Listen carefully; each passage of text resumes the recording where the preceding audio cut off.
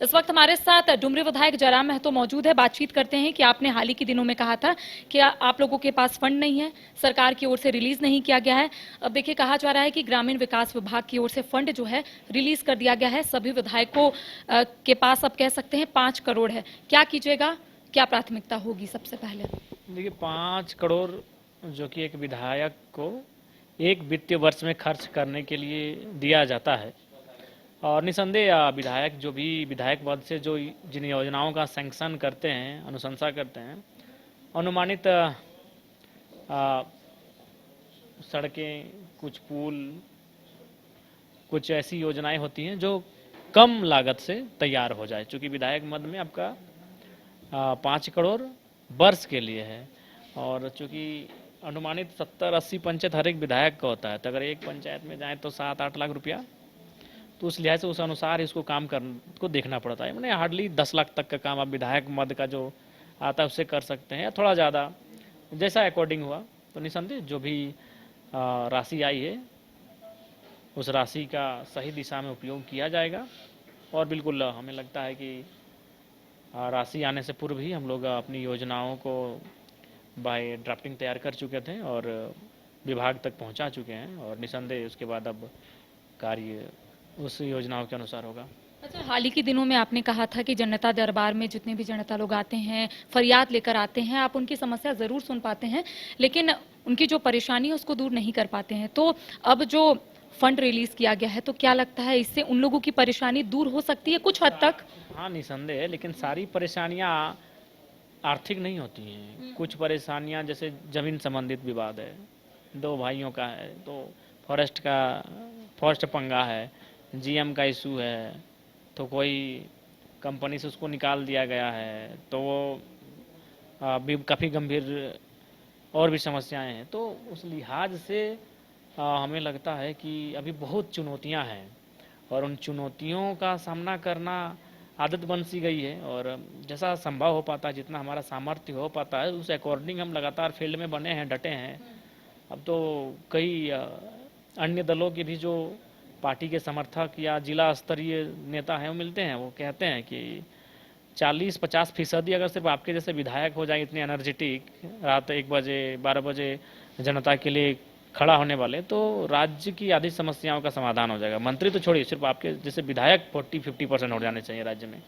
तो कहीं ना कहीं लोग सराहना कर रहे हैं कि हमारा जो एक्टिविटी है, हमारी जो कार्यशैली है, निसंदेह हम लोग अपना अटेम्प्ट कर रहे हैं। बाकी आगे से अच्छा, जो 6 महीने के बाद काम हुआ, अगर 6 महीने पहले होता तो क्या लगता है जो भी परेशानी बढ़ रही थी आपके क्षेत्र में, वो परेशानी हद तक अब तक अगर हम माने तो दूर हो सकती थी? निसंदेह देखिए, आप नहीं, एक आखिर प्रक्रिया होती है, इसके लिए हम लोग समय लगता है, आवंटन होने में टाइम लगता है, लेकिन जो भी है ठीक ठाक है, और निसंदेह हम लोग अच्छा ही करेंगे उस दिशा में। अच्छा, बोकारो विधायक श्वेता सिंह काफी चर्चे में है और कहा जा रहा है कि उनके नाम पर 2 पैन कार्ड, 4 वोटर आईडी है। हालांकि हाल ही के दिनों में मेरी उनसे बातचीत हुई थी, तो उनका कहना था कि उनके संज्ञान में सिर्फ यही है कि उनके पास एक ही पैन कार्ड है, वो सही है, और इसी तरीके से आगे अपनी बात को रखेगी। आपका भी बीच में बयान आया था कि आप इसको विधानसभा में उठाएंगे, लेकिन उनका कहना है कि झारखंड में और भी ज्वलंत मुद्दे हैं, उसको आप लोग क्यों नहीं देख रहे हैं? ये एक छोटी सी बात है और इसको आप लोग बड़ा बना रहे हैं। बड़ा नहीं बना रहे हैं। अगर वास्तव में देखा जाए तो झारखंड का जो खतियान की लड़ाई है, जो स्थानीयता की लड़ाई है, उसी से रिलेटेड है। हमारी वही बार बार हम कह रहे हैं कि हम उन जो लोग डबल आइडेंटिटी बना के रखे हैं, ये तो खैर एक ही राज्य में 2 आइडेंटिटी बना लिए हैं अपनी 2 जगह, तो ये उचित नहीं है, कतई उचित नहीं है। 2 वोटर कार्ड, 4 वोटर कार्ड, और यही धनबाद बोकारो की सामान्य स्थिति यही है। तो ये इशू छोटा नहीं है कोई, यानी इससे आप ये संकेत दे रहे हैं कि कोई भी आसानी से इस झारखंड राज्य में आईडी बना सकता है। तो यही तो सबसे बड़ा इशू इस राज्य का है कि आज झारखंडियों की जो मेन स्ट्रीम की लड़ाई यही है कि झारखंड में गैर झारखंडियों का बढ़ता हुआ प्रभाव, और वो प्रभाव तभी बढ़ रहा है जब वो यहाँ आधार कार्ड बना ले रहे हैं, वोटर कार्ड बना ले रहे हैं, राशन कार्ड बना ले रहे हैं, और यहाँ के लोग का हक हकूक को छीन रहे हैं। तो ये छोटा इशू नहीं है। तो क्या विधानसभा में आप ये बात को उठाएंगे? देखिए, हमारे उठाने से पहले जो मेन ओपोनेंट की भूमिका में जो लीडर हैं, पार्टी हैं, वो उठा ही देंगे इस विषय को, और वो मांग करेंगे। अच्छा, विधायकों का फंड तो रिलीज कर दिया गया है, लेकिन अब तक महिलाएं जो है 51 लाख महिलाएं इंतजार कर रही हैं कि कब उनके अकाउंट में पैसे आएंगे। सरकार की ओर से दावे जरूर किए जा रहे हैं, लेकिन 2 महीने बीत गए हैं, अब तक पैसे जो है वो नहीं आ रहे उनके अकाउंट में। देखिए, हम तो फिर से कहेंगे कि सरकार को सामने आकर माफ़ी मांग लेनी चाहिए कि ये हमारी एक चुनावी राजनीतिक भूल, और उन्हें माताएं बहुत दिल की भोली भाली हैं, वो माफ़ कर देंगी। अच्छा, ग्राम पंचायत की अनुमति से अब कहा जा रहा है कि गांव-गांव में शराब की दुकान खोली जाएगी और वहां के लोगों को वो दुकान जो है वो दी जाएगी। इस पहल को किस रूप में ले रहे हैं? देखिए, एक बात कहेंगे, अगर ये राज्य के दृष्टिकोण से देखेंगे, खजाने के दृष्टिकोण से देखेंगे, तो निस्संदेह शराब में बहुत ज़्यादा चांसेस है, इकोनॉमिक बहुत ज़्यादा राजस्व प्राप्ति के आसार हैं। लेकिन दूसरा एंगल आप ये देखेंगे, झारखंडी पिएंगे, घोलटेंगे और अपनी जमींदारी बेच देंगे। इस पहलू को भी आपको देखना होगा। और सबसे इस राज्य की, चूँकि 3 वर्षों से जो मेरा अनुभव रहा है, इस राज्य की बर्बादी का कई कारण है। उनमें से एक कारण यहाँ के लोगों के द्वारा शराब सेवन भी है। धनबाद, बोकारो के मैं कई ऐसे किस्से जानता हूँ जो दारू मुर्गा खा के पी के ठेपा लगा के अपनी ज़मीन दे दी और आज बेघर हो चुके हैं। हमारी सबसे बड़ी लड़ाई ही ज़मीन की है। अगर आपके पास ज़मीन है तो जहान है, ज़मीन ही नहीं तो काहे का। तो ये एक नकारात्मक प्रभाव भी पड़ेगा। अच्छा, आउटसोर्सिंग के आधार पर जो नियुक्तियां होती थी अब उसमें आरक्षण लागू हो गया है। कहा जा रहा है कि उन्हें 5 साल तक नहीं हटाया जाएगा। इसको कैसे ले रहे हैं? नियमावली में बदलाव हुआ है। देखिए, निसंदेह चूँकि आउटसोर्सिंग एजेंसियाँ कहीं न कहीं मनमानी करती थीं और उनका मनमानी है, इस बात को इनकार नहीं किया जा सकता है। तो निसंदेह मेरा भी मानना है कि निजी क्षेत्र में भी आरक्षण का जो रोस्टर है उसका अनुपालन हो। आउटसोर्सिंग एजेंसियाँ आरक्षण के रोस्टर का अनुपालन करें, तभी आप सामाजिक न्याय की ओर बढ़ पाएंगे। नहीं तो हमारा देश अभी भी उस स्थिति में नहीं आया है कि लोग सामाजिक न्याय को बिना कानूनों के अनुपालन कर सके। सामाजिक न्याय की स्थापना कानूनों के अनुपालन से ही होगी और निसंदेह निजी क्षेत्रों में भी आरक्षण का जो रोस्टर है उसका अनुपालन होना चाहिए।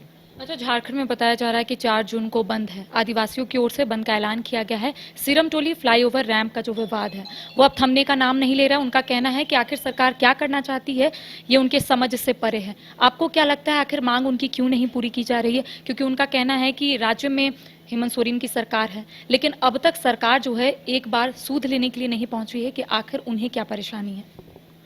देखिए, सबसे पहली बात है, माननीय मुख्यमंत्री को अपना हृदय बड़ा करना चाहिए और उन्हें जो आदिवासी समाज के जो बुद्धिजीवी वर्ग हैं सिरम टोली से संबंधित, उनसे वार्ता करनी चाहिए।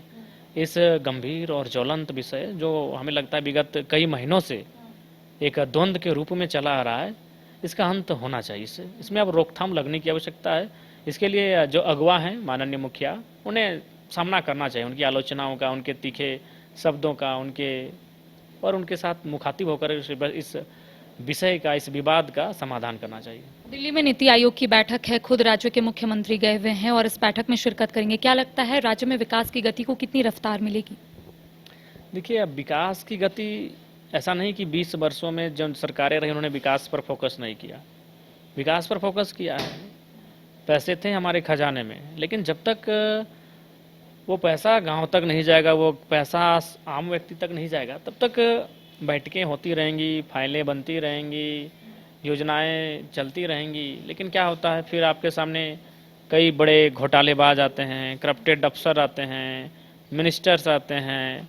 तो कुल मिलाकर नीति आयोग की बैठक तभी सार्थक होगी जब राजनेताओं में और ब्यूरोक्रेट्स में उनमें नैतिकता होगी। अगर नैतिकता नहीं होगी तो फिर कितनी भी नीति बना ले उनका, आज राज्य 25 वर्षों में अगर हमारा पिछड़ा हुआ है तो कारण यही है कि कुछ लोग अपने घर का खजाना भर रहे हैं। अच्छा, आईएमए की ओर से ये दावा किया जा रहा है कि झारखंड में आयुष्मान योजना जो है वो पूरे तरीके से बंद हो गई है।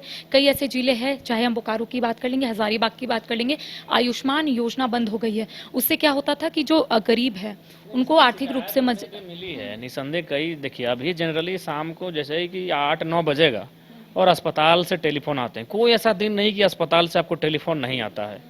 वो अस्पताल कभी रिम्स का होता है, कभी बोकारो बीजीएच होता है, कभी धनबाद शहीद निर्मल महतो अस्पताल होता है, तो कभी हजारीबाग होता है, कभी गिरिडीह होता है। आसपास के जो जिले हैं कभी टाटा का होता है। रात को 9 बजे के से लेके मैंने रात के 2-3 बजे तक अगर फ़ोन ऑन रहा आपका तो, और ज़्यादातर रहता है, आपको कॉल आते हैं। और चूँकि रात का मतलब ही है सीरियस गंभीर मामले, और गंभीर मामले यानी स्वास्थ्य संबंधित मामले, उस पर कॉल आते हैं। लोग यही शिकायत करते हैं। अभी जस्ट आया था अस्पताल से कि विधायक जी थोड़ा सा पेमेंट कुछ ज़्यादा हो रहा है, तो अगर आप बात करेंगे तो कुछ कम हो जाएगा। तो ऐसा बहुत सारा इशू आता है जहाँ वो कहते हैं कि आयुष्मान को फॉलो नहीं किया जा रहा है। ये सच्चाई है, लोगों की तो शिकायतें हमारे कानों तक भी आई हैं।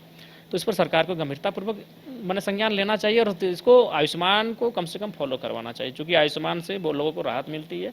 और निसंदेह इस पर हमें लगता है कि सरकार को काम करना चाहिए। अच्छा, राज्य में लगातार भ्रष्टाचार के आरोप में कई आईएएस ऑफिसर जो है वो जेल में गए हुए हैं, हाल ही के दिनों में आपने देखा होगा। तो ऐसे में आपको क्या लगता है कि राज्य में शायद उस तरीके की कह सकते हैं नीति, या फिर राज्य सरकार उस तरीके की चीज़ें नहीं बना पा रही है, इस वजह से ये सब हो रहा है? मतलब जो है अपना जो दंडात्मक रवैया होता है उस पर खरा नहीं उतर पा रही है। देखिए, जो गलत है उसको तो भाई दंड के कटघरे में ला के खड़ा करना होगा।